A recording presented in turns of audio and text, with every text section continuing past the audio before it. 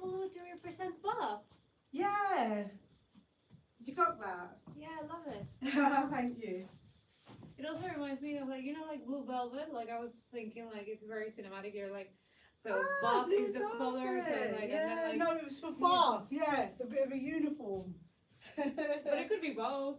Could be both. Thank you. I'll take that.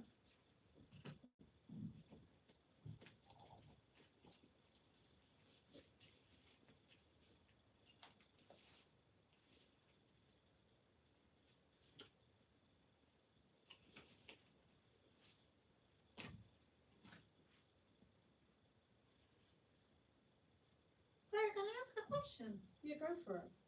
Like, as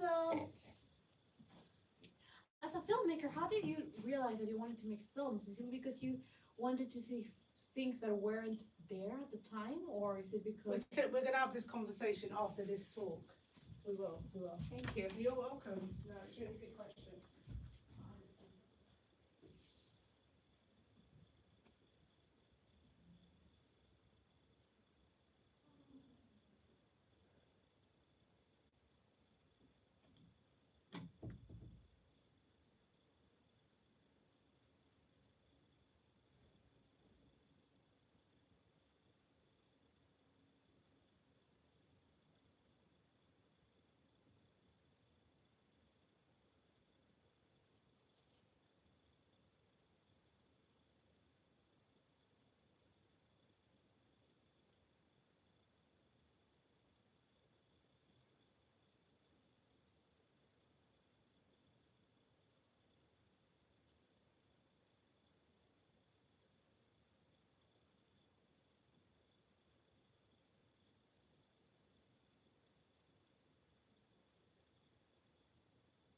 So Peter, what is the film about? I didn't catch that.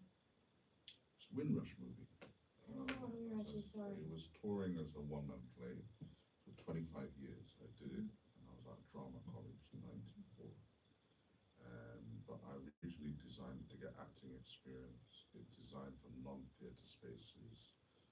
So I did day centres, schools, colleges, universities. The college advised me. Sorry. Quick thing. Yeah. I love your voice. I Oh, think you it's should too do quick. No, Alright. no, I know. I love your voice. It has like a depth and a rasp to it. Yeah. It's like very soothing. Okay, continue. No, for real. I thought I was talking too quickly.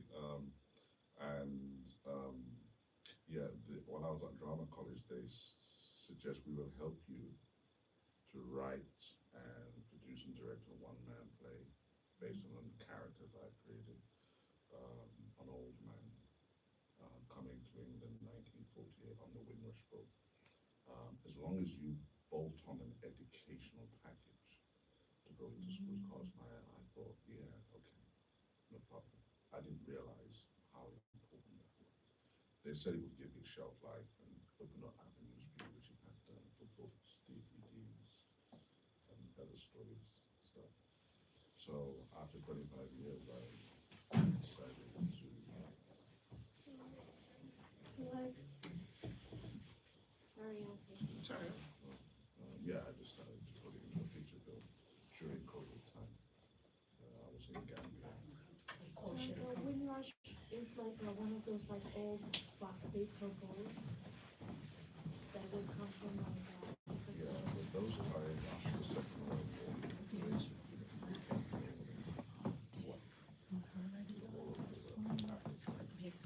Oh, you're here. I'll put this down there. I'm just gonna put your stuff over. Testing. Story. Yes. Is that your better side? Shall we just swap mics? Yeah. Oh, okay.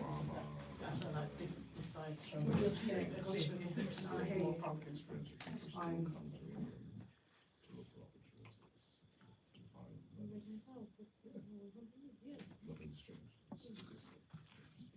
Welcome to the second talk for day 3 at the British Urban Film Festival. We are streaming live on YouTube, so welcome to all of our listeners who are listening in London and around the world. This afternoon's talk is with the one and only Annika Allen. I'm saying your name right, aren't I? Annika. Annika.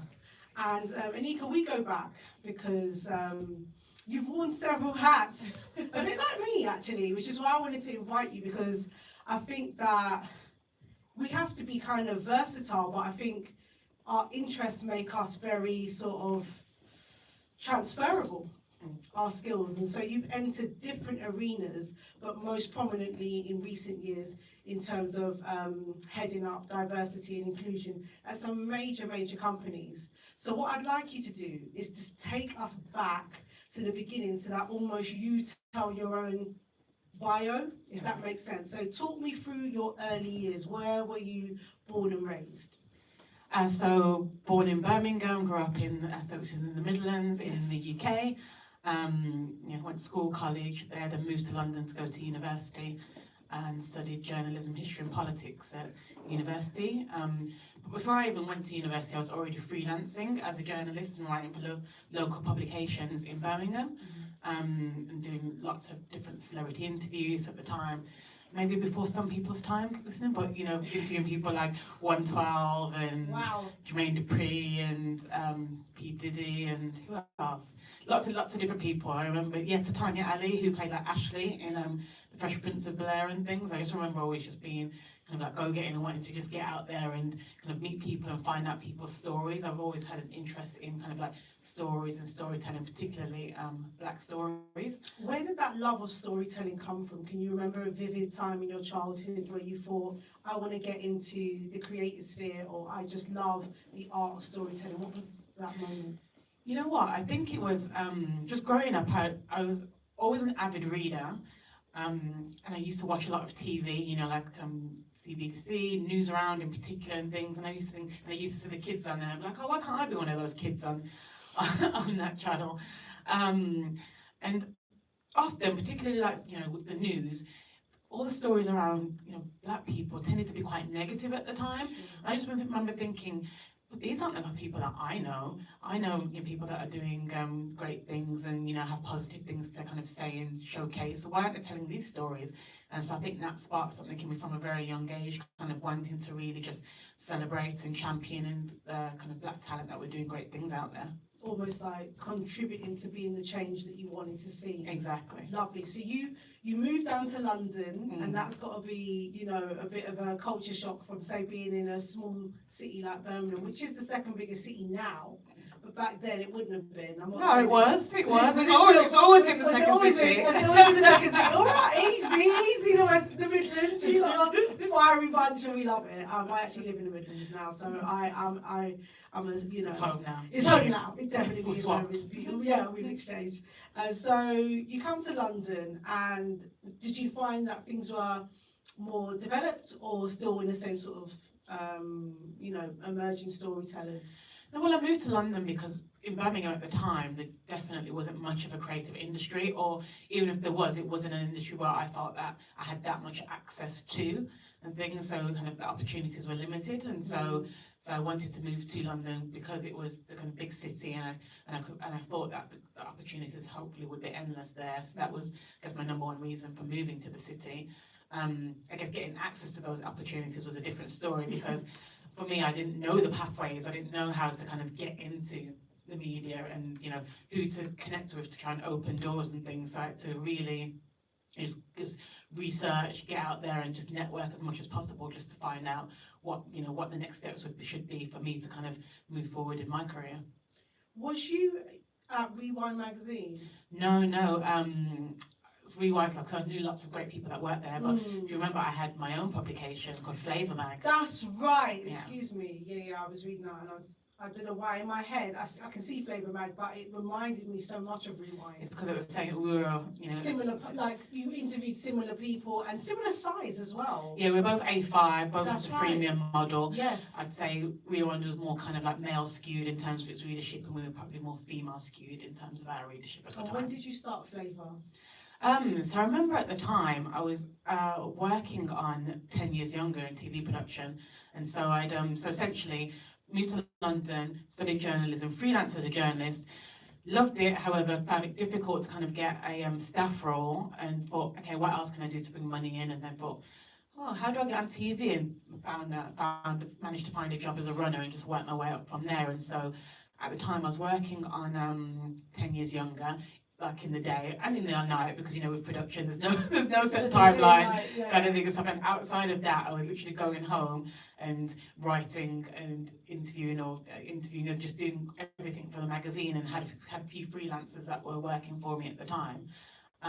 Essentially, I'd met a business partner, and I was like, there's a gap in the market. I don't think there's enough for kind of highlighting kind of young black talent and celebrating them, and I want to do that within a publication, and that's kind of how we came together. And so I did that for a good year and a half, where I was working in TV and doing that on the side, and it just got really, really difficult. I was going to get burnt out, and I just said, you know what, I was getting quite disillusioned with the TV industry, because I was trying to kind of make that next leap up to kind of like a PD, and it just didn't seem to be happening. And Just stuff. for people listening. Producer director, yeah. Producer director. Yeah. And what is that distinction? What role does a producer director have? So I was an assistant producer at the time, and so then producer director is the kind of next step up the ladder, kind of leading, might be, like filming, lead directing, kind of what's happening on screen and things. So I wanted to take that next step up, and it wasn't happening. So I just was like, I'm going to take a leap on myself and just work on my own business, because then at least I'm in control of kind of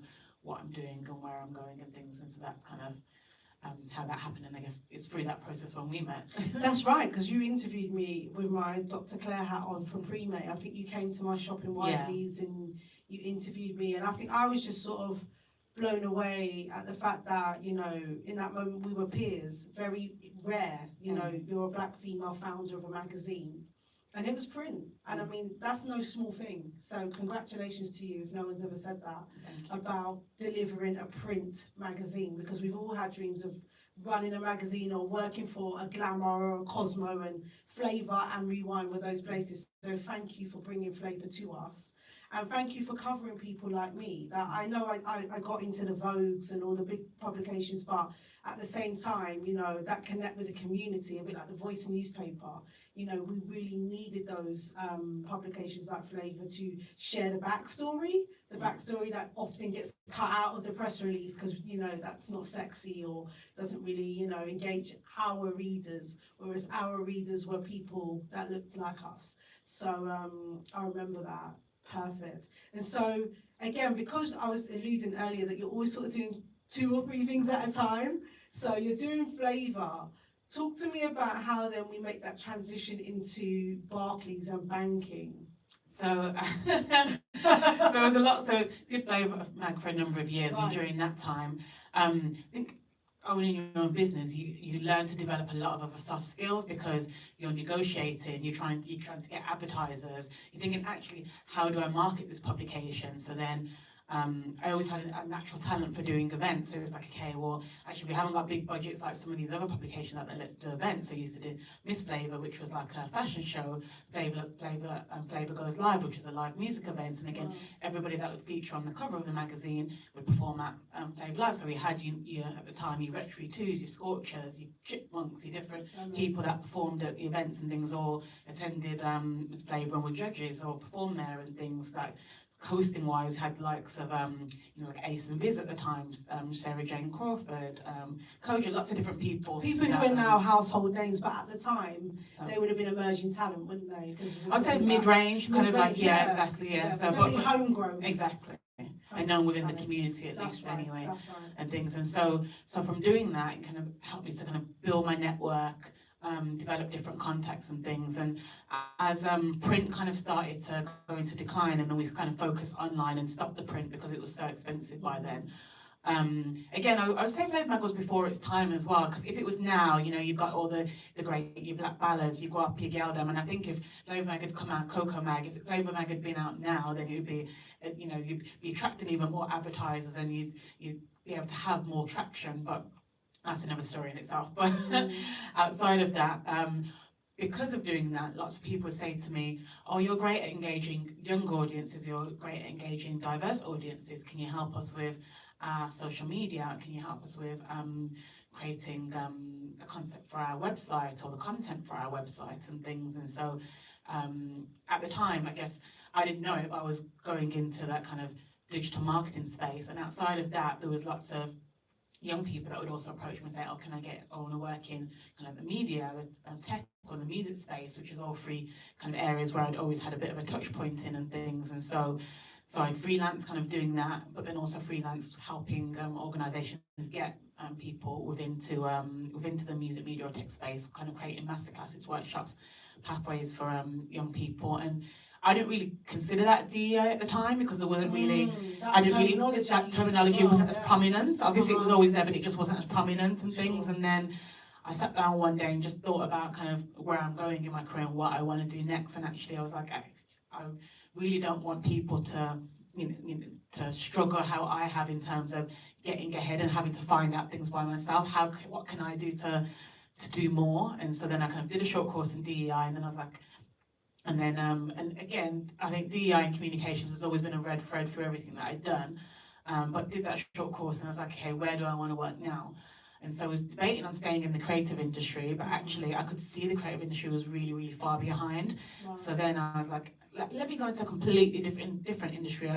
My criteria was I wanted to be somewhere where I could learn, where there was a lot of people, because often I'd end up in organisations where I'd be the highest level of knowledge, and so then you're not learning. If you're not learning, you're not growing. Wow.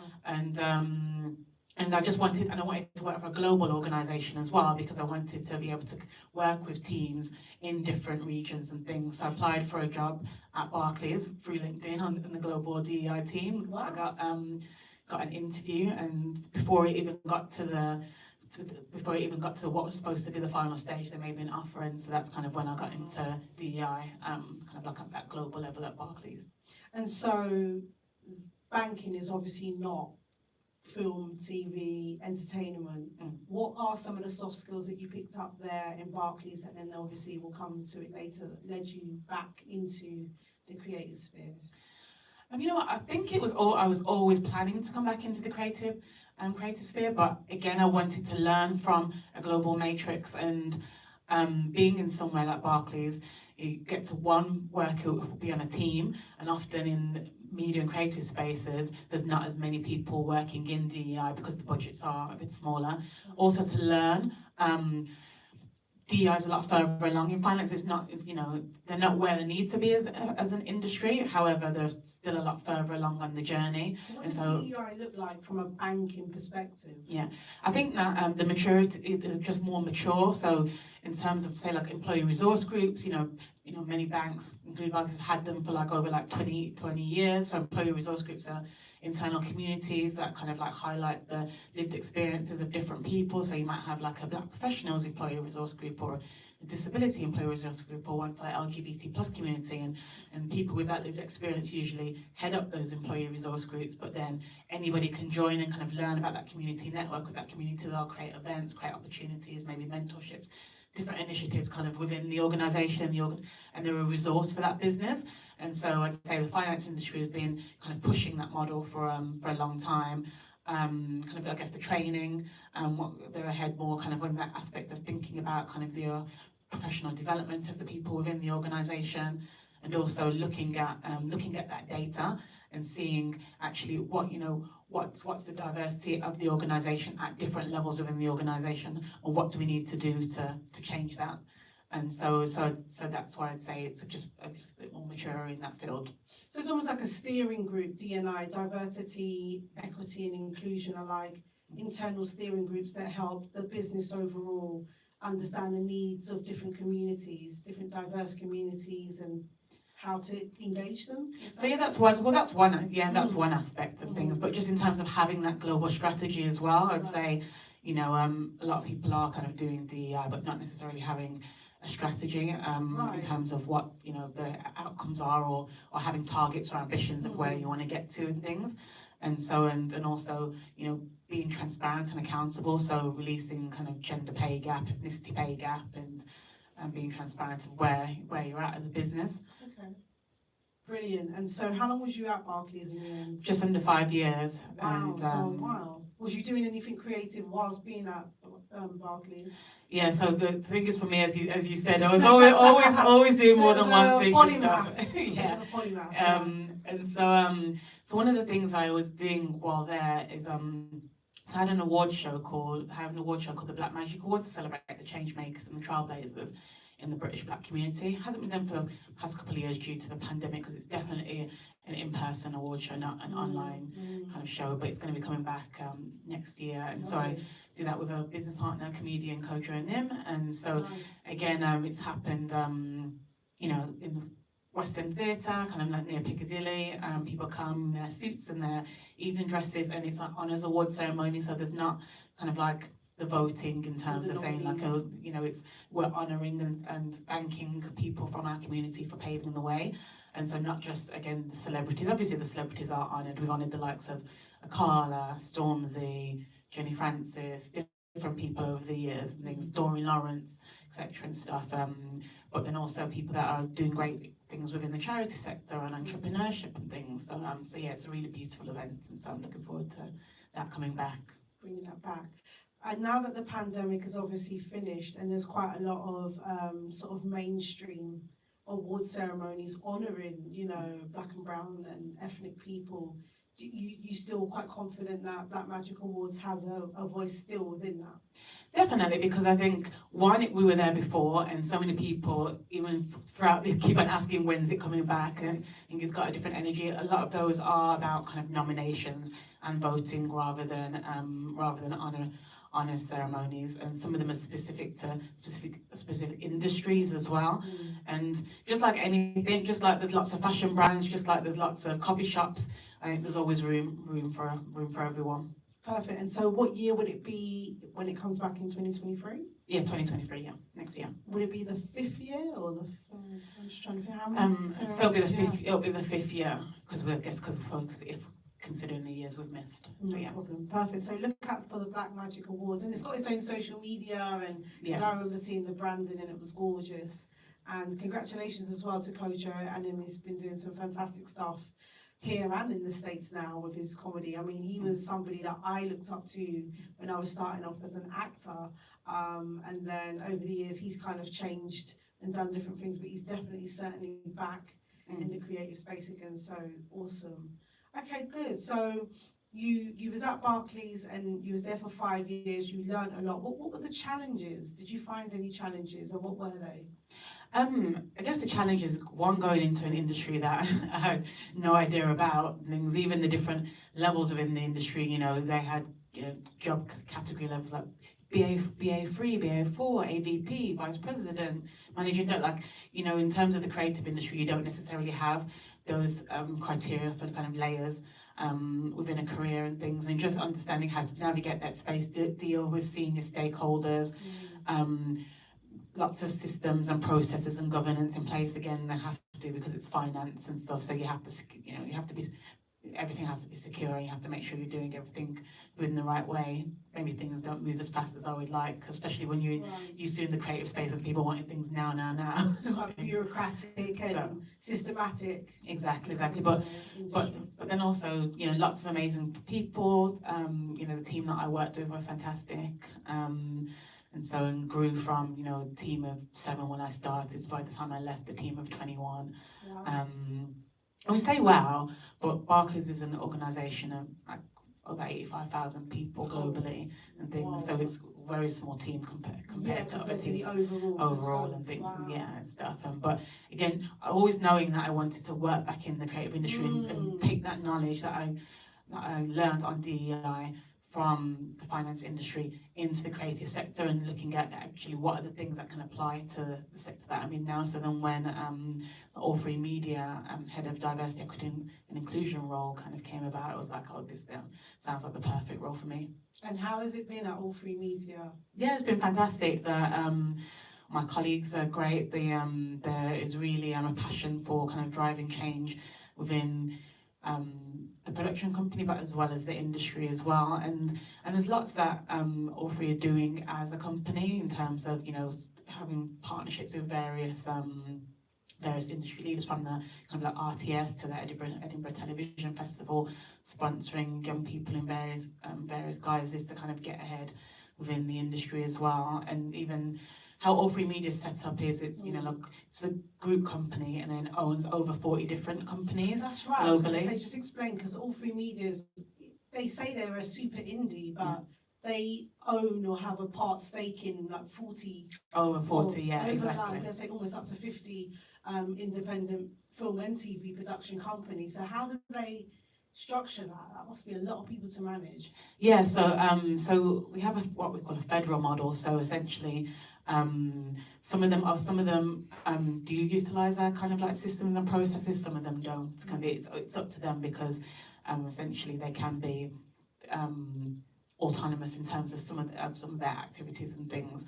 But all one common goal in terms of making great programming and again contributing to this fantastic industry and driving change. So I connect with all these companies, kind of looking at individually what are they all doing when it comes to DEI and helping to kind of add value and guidance in terms of the things that they're doing to kind of drive change. Brilliant. And, you know, with regards to, say, for instance, how are they recruiting talent on screen or off screen? Do they have any remits for how they are making those changes to their programming? Because I've been working with Line Pictures, which comes under the All3Media brand. Mhm. And I know that Channel 4 are quite insistent. Like last year they did the black to front. So they had a black camera crew behind the camera. They had multiple black-led stories during Black History Month in 2021. Is that like a one-off occurrence, or are they doing that and say, you know, The Only Way is Essex, or, you know, and other production companies within All3Media? How are they managing, or what are their sort of strategies around making sure that there's representation behind the camera and in front of?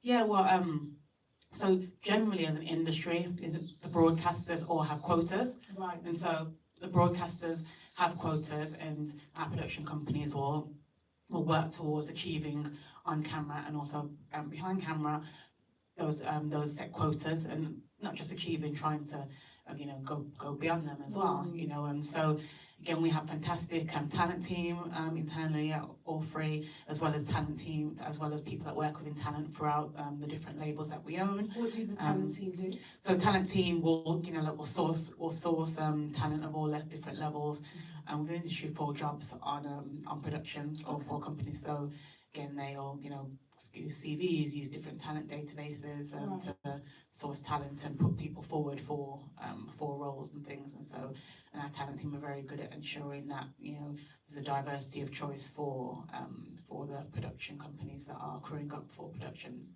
Have you ever sort of wanted to, you know, resolve that producer-director itch that you had early on, now that you are sort of in the door, obviously, at All3Media? Are you allowed to?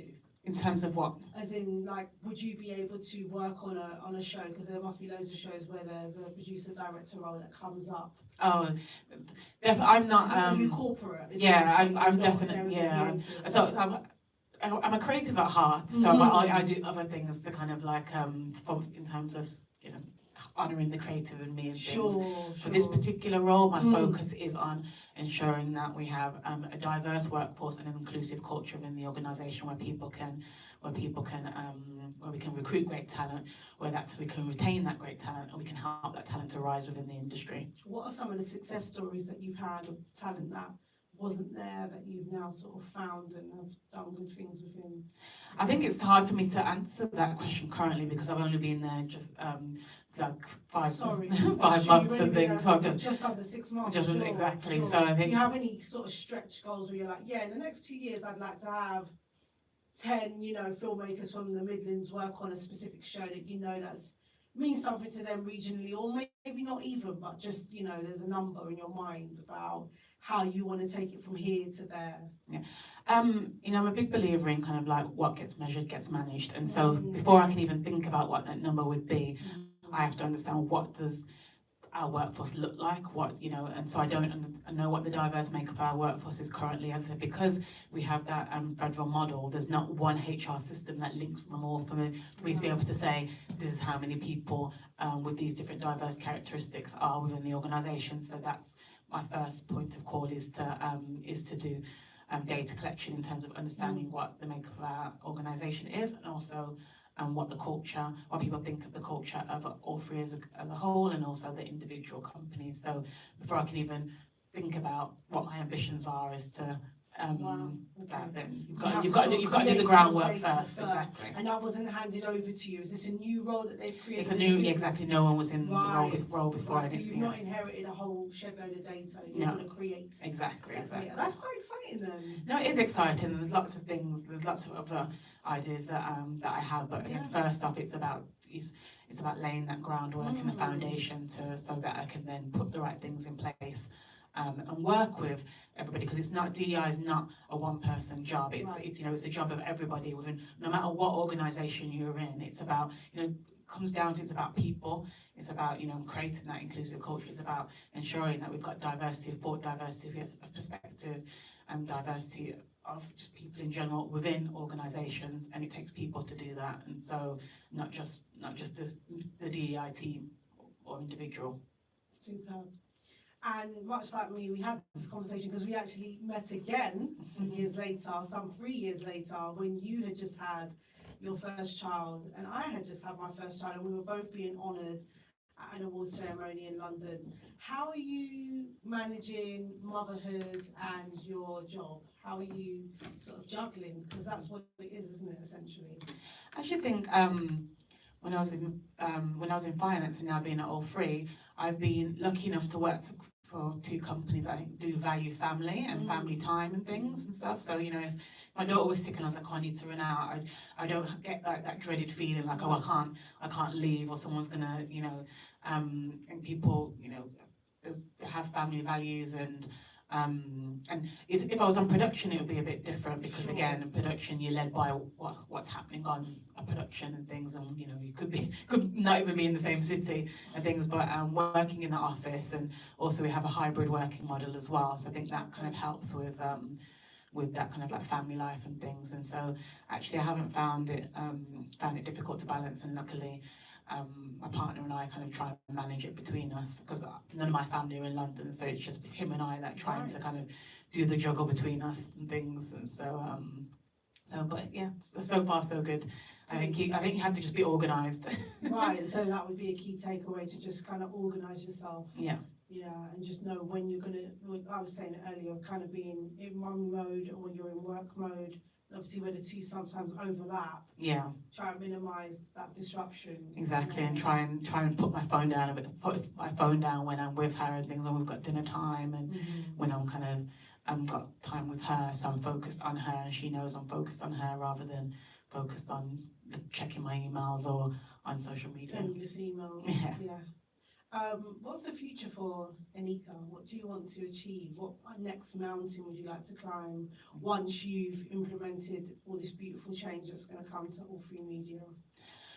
I would love for, I guess, my kind of role to, be redundant, to be not needed, because that would mean that, everyone is being, the inclusive practices are there and behaviours are there, and that, the world is, shiny and everything's going great, and all teams are, diverse, inclusive, equitable, and people feel like they belong within the workplace. So that would be the ideal dream. So then I could go off and do anything, whatever I want to do next, because it wouldn't be needed. But I don't see that happening anytime soon. So for the moment, I'm focused on kind of the things that I need to implement here at All3Media.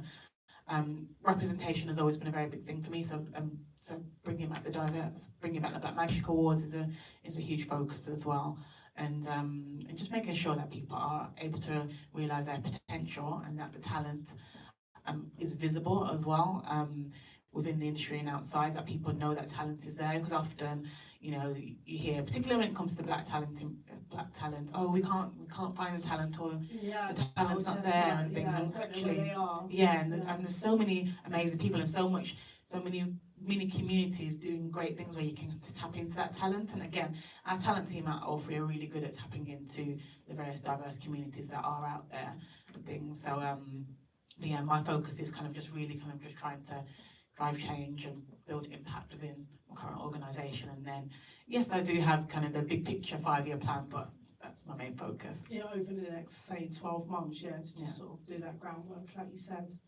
Amazing, great, perfect. I think this might be a nice moment to invite any questions. Yes. Hi, I just wanted to know, like, for example, when you're working from perspective of trying to bring new talent, whatever that might be behind or in front of the camera, is there like a specific checkpoint or a list that you have to go through or that you like to go through to make sure that you are covering all of the grounds that you think are necessary for that? So I guess just to understand my role is, so I don't actually work on a production. So it's for me to advise the production companies and to give them the guidance in terms of actually where can they be going to kind of connect with diverse talent. So, you know, if you want to connect with black talent, maybe you could tap into communities like Park, or connect with Bath, or connect with Media for All, or the different organisations that are out there. If you want to connect with the people that have lived experience of disability, maybe can tap into kind of Deaf and Disabled, which is an organisation that has people from that community that want jobs within kind of TV and the media sector and things. So my job is to kind of really facilitate that guidance in order for them to have the right inclusive practices and behaviours, and so that they can tap into that talent. But again, go back, the broadcasters do have a checklist of kind of quotas that they would like on productions, and then also there's an industry monitoring system called Diamond, where again the productions will from the production, everybody that works on the production kind of gets sent an email, like a link to Diamond, to then again answer questions in terms of their diverse characteristics, and so that then gives a bit of a makeup as to kind of what that production looks like. And so again, the industry as a whole needs to get better at using Diamond, but you know, it's the first in the world. There's no other country that has an TV industry monitoring system for this space and things. So yes, I think the industry is leading the way in that respect, and so it's things like that, putting processes and systems in place to ensure that we're getting that data and that we are having the right, you know, having a mix of diverse talent on shows. Can I ask a follow-up question? Oh, of course.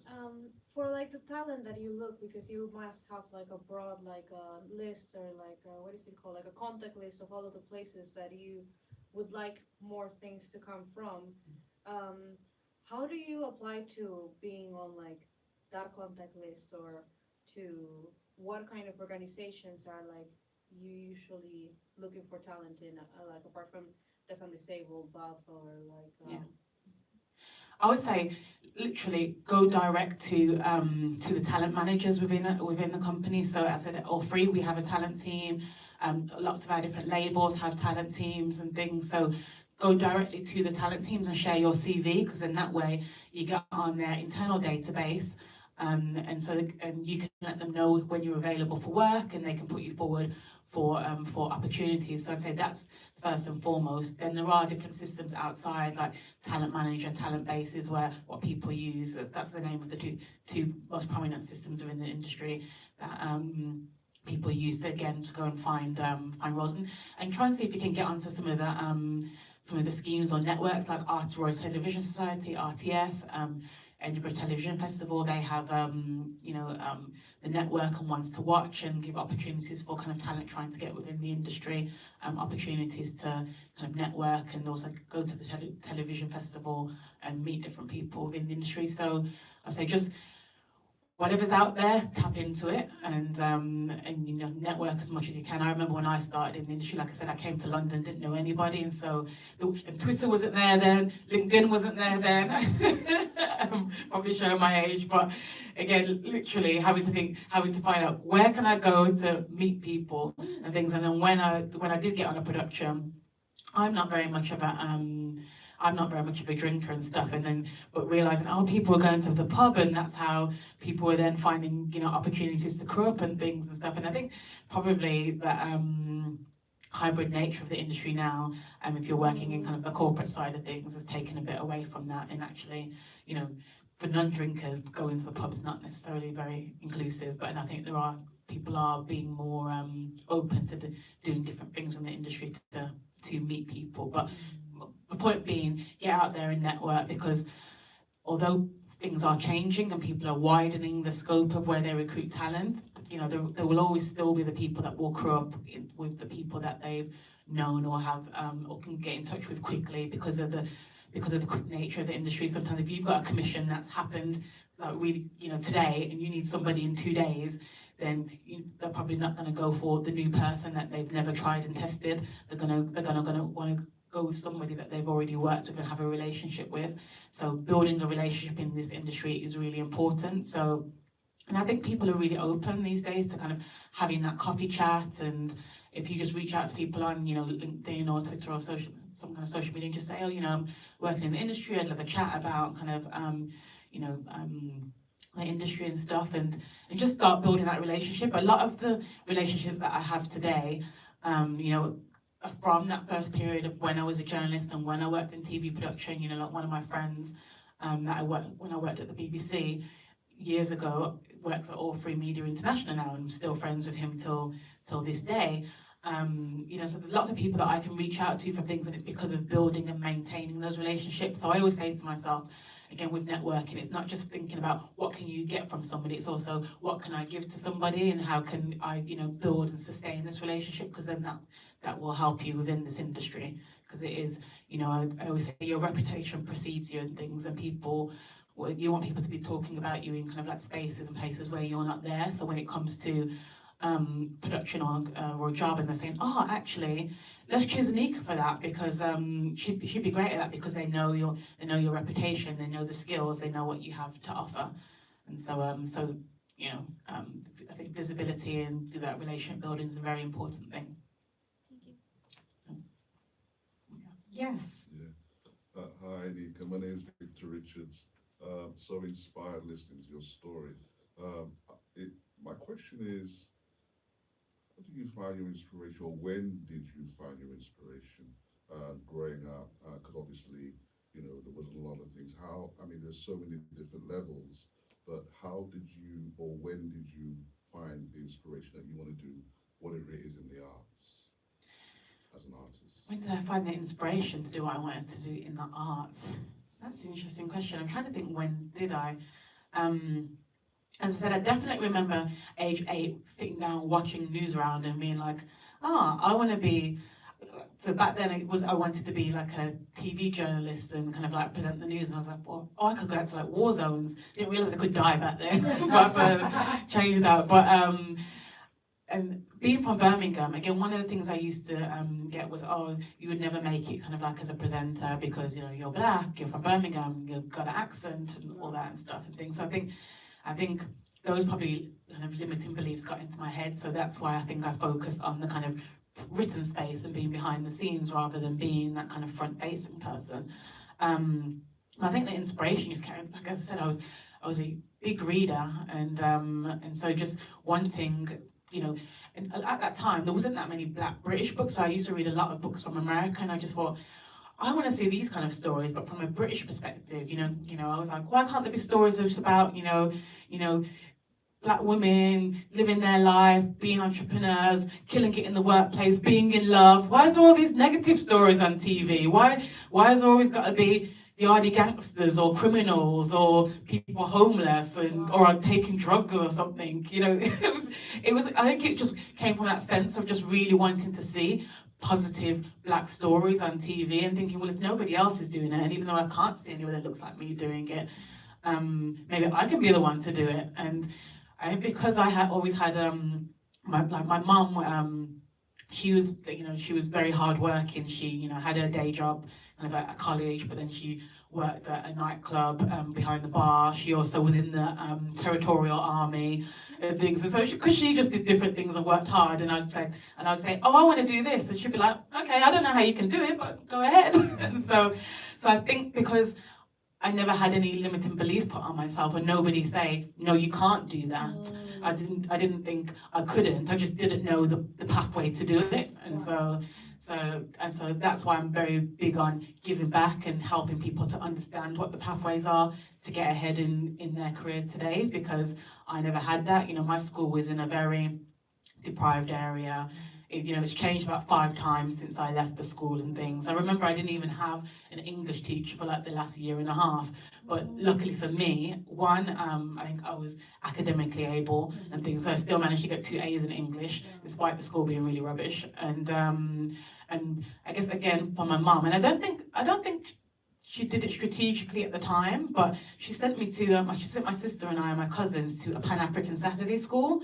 And so at that Saturday school, we used to have like, you know, like carrot lessons on kind of like black culture. So you'd learn about kind of Nanny and the Maroons and the Ashanti tribe and different people. And so I think that instilled in me kind of, even though I went to predominantly white school, I was always very proud of being black, and I guess always knew about my heritage. So I had a natural confidence in myself, because I was like, well, all these people are great, and I've got family that live all over the world. So I think even traveling, I think that just allows you to kind of open your eyes very early on. So I think all these influences kind of just helped me to think about actually how can I contribute to that kind of like world vision of what, you know, what it means to be black, and sharing these black stories. So I think I'd say that's what inspired me.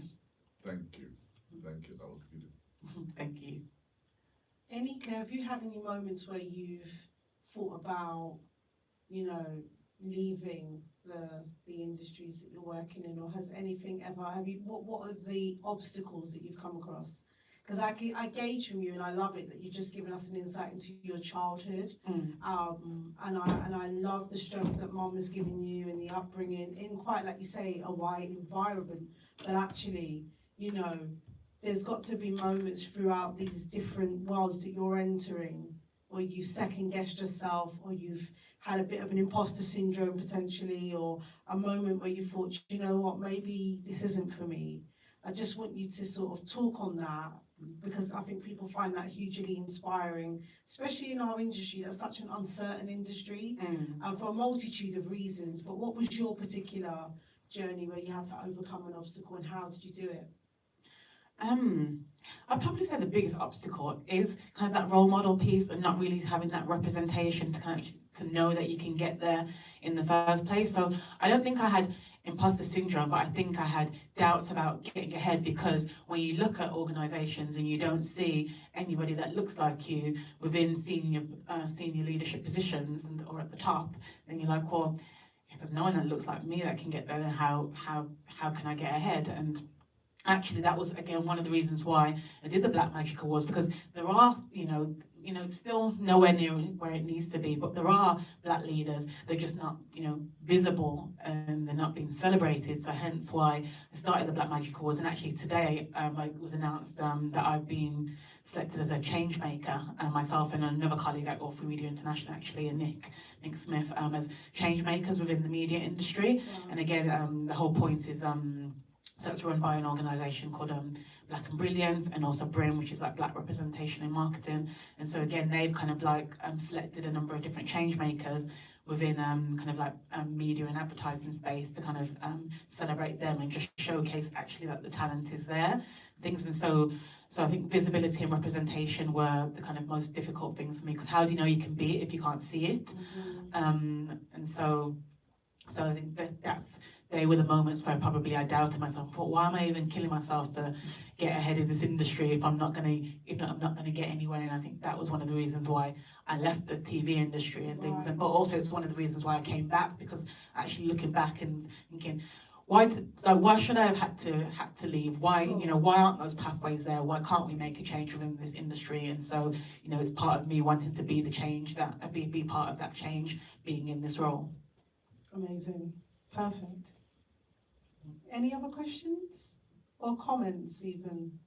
Yes? Sorry. No, please go ahead. So like, for example, from a micro budget perspective, for somebody who crews have people, what are like some pathways that I or like other micro filmmakers or people who are hiring other creatives, what are like some of the systems, as you call it, that we can implement to make sure that the environment is inclusive and it's like welcoming, and it's all those things that we would like to be? Are there any like specific things that we should look out for? Yeah, I mean, essentially, to creating, I always say, like, when it comes to DEI, you know, it's not rocket science. It's like, you know, treat people how you would like to be treated. Give people, you know, opportunities that, you know, for everyone. Like, and again, at the moment within kind of DEI, so, you know, my title is Head of Diversity, Equity and Inclusion. So there's a big focus on that equity piece.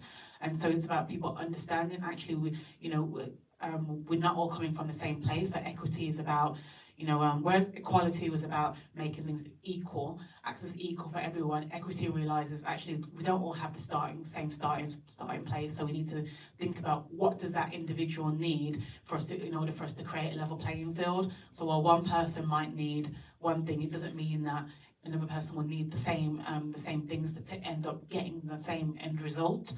Meaning in order for them to get ahead within the workplace and things. And so I think definitely treating everybody as individuals, understanding what are people's career aspirations, sitting them down, like getting them to kind of plan out their careers. And within big organisations, when you're coming into the office, think about just small things like who are you saying hello to when you come into the office, who are you greeting, and just checking out how their day was or how their weekend was and things. Who are you tapping on the shoulder for opportunities. Just be, I think it's just about being consciously inclusive of the things that we're doing. If you're recruiting, make sure you keep your questions consistent for each person, so you're asking everybody the same question. If you're not sure about someone, get different people from different backgrounds to interview that person, so that again you've got that diversity of thought and perspective when you're interviewing the person, so it's not just coming from one person, because we all have bias. So at least then if different people from different backgrounds and levels of interview that person, then you can canvass different opinions, so it will help to kind of mitigate those biases within the recruitment process.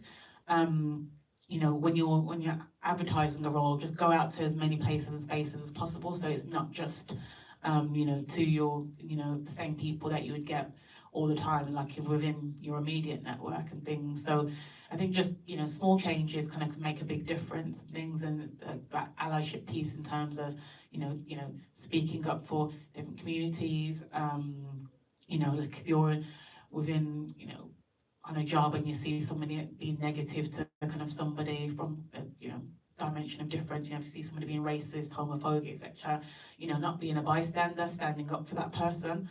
Not standing up for not letting bullying or harassment happen within the organisation and things. So I think there's just lots that we can all do as individuals to make sure that we're creating and building an inclusive culture. And just ultimately, you'll know if people, you'll know if you're in an inclusive environment, if you feel that you can be yourself when you're there, that you don't feel like you're having to do things to make yourself fit in. If you can go into an organisation, actually be your authentic self, be that person that you are with friends and families. Like, I might not talk exactly the same as how I would with friends and family, because I'm, some of the Jamaican, it's a work environment. Being authentic to a point. Exactly. Right. But in terms of, the part was not going to come out. out. Broken English and the ego is not going to come out. The patch is not going to come out. But essentially, if I can just, and that's one thing I think I've always made sure that if I've never been comfortable within the workplace, then I know that it's not the space for me. I remember when I started within the finance industry and I had these 4 locks in, like dreadlocks, and I was like, when I went into office, I was thinking everybody had straight hair and everybody just kind of and everyone was all very, very suited and booted and well groomed. I was like, should I take the locks out? And I was like, and then I sat down to myself, I was like, what are you saying to yourself? You're going in on the DEI team. If they can't accept you with your locks, then why would you even want to work for an organisation that can't accept you how you want to be your authentic self in that space and things? So definitely being able for people to be able to be themselves in an environment, I think, is important to me.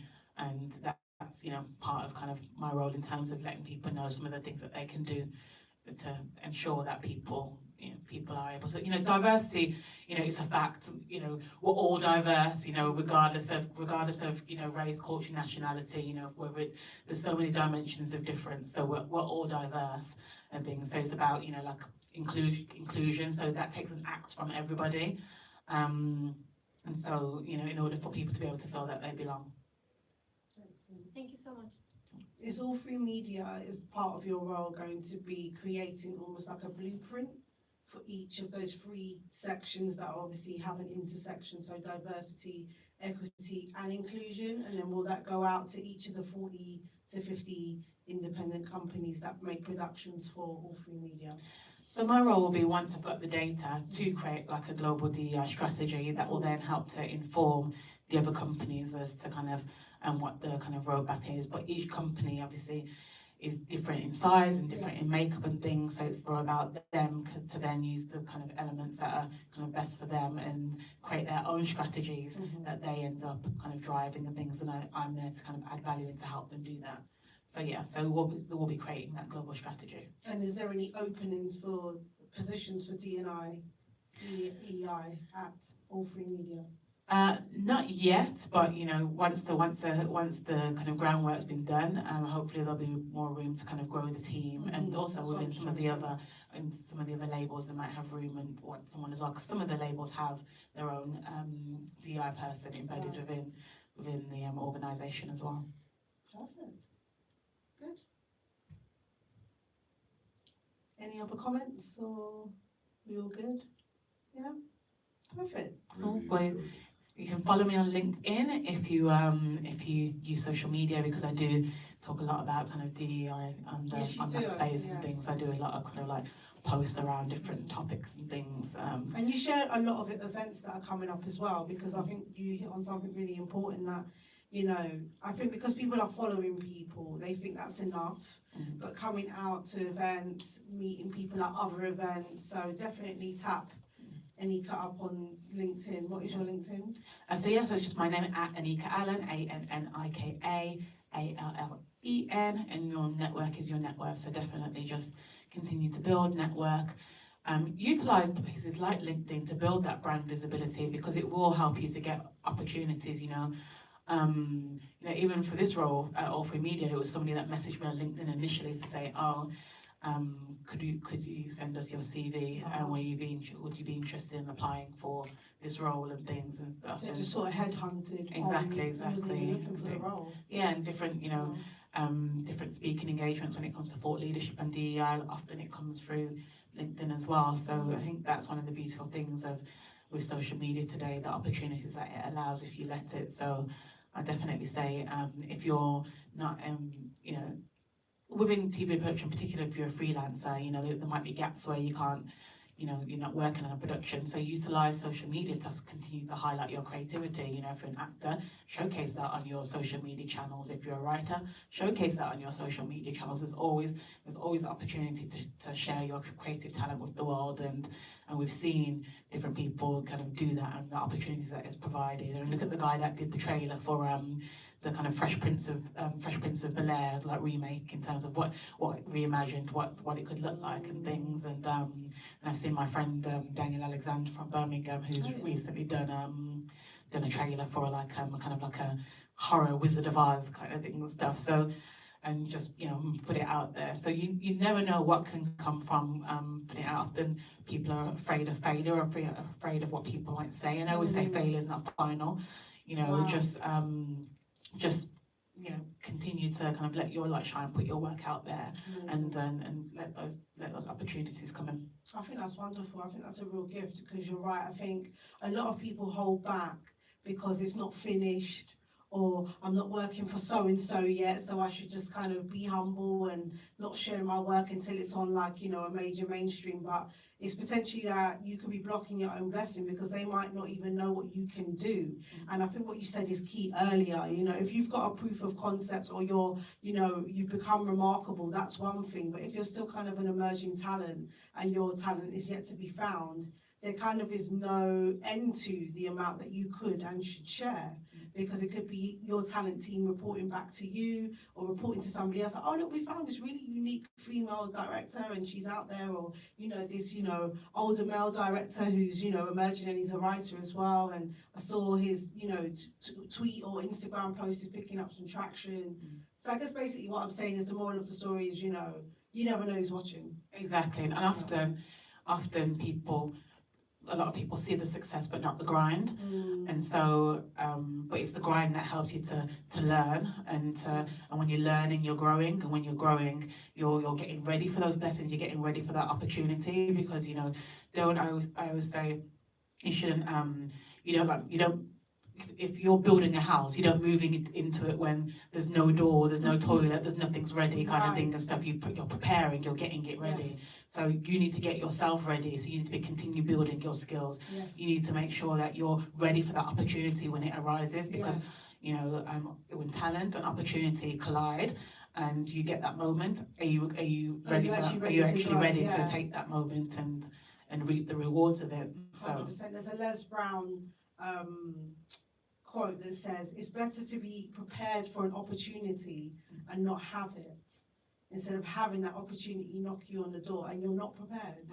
And I think often, like I say, a lot of people are waiting to be given the opportunity, and then they're like, and then I'll get ready. No, you need to be ready before that even, you know, comes into your aura, your energy, your law of attraction, whatever, you know, your prayers are answered, because actually that first opportunity might be your last, depending on how you deliver.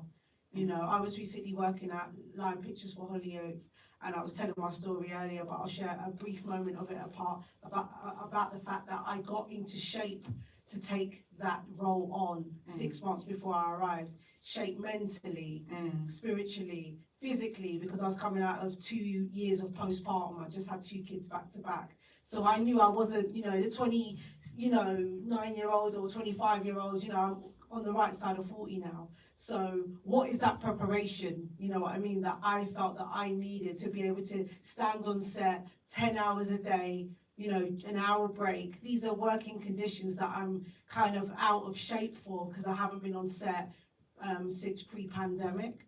And I think there's a lot of prep that goes in, more prep than just reading the script and doing your camera plans, and understanding, you know, your DEI quotas. I think there's a personal work that comes, you know, when you're actually prepping for every role that you take on in life, whether it's in the office or it's actually on the floor, on the production studio.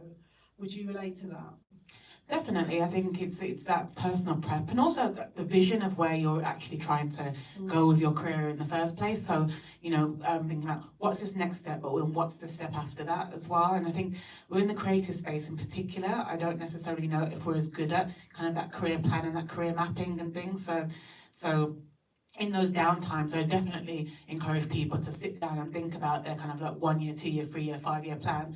It doesn't mean you can't change your mind, because you know, things happen in life. You might then decide, actually I want to go into another direction, but at least then you have a bit of a romance. Like, you know, we're coming up to the end of the year now, and I always make sure at the end of the year I look back at the year and kind of do a bit of a review, kind of what was I happy with, what wasn't I happy with, what did I want to achieve, and things. I kind of look at my goal, review my goals for the kind of year to come and things. And I even do where I write a letter to my future self from the beginning of that year to the end of the year, to say this is what, you know, this is what I want the year to look like. And I just think it's just more of that kind of positive affirmation and reinforcement thing, kind of just to kind of really say, this is, you know, focus on, this is where I want to go with things. And, you know, I think, you know, you need to speak things into existence. You need to put things down on paper, because otherwise it just stays as a dream in your head, and a dream's not real, a dream's not reality. So if you're speaking it, hope, exactly, it's a hope and things, and it's not, I'm not here for hope and wishing, I'm here for where to get where I want to go. Exactly. Yeah, which you like you say, you have to speak it and write it.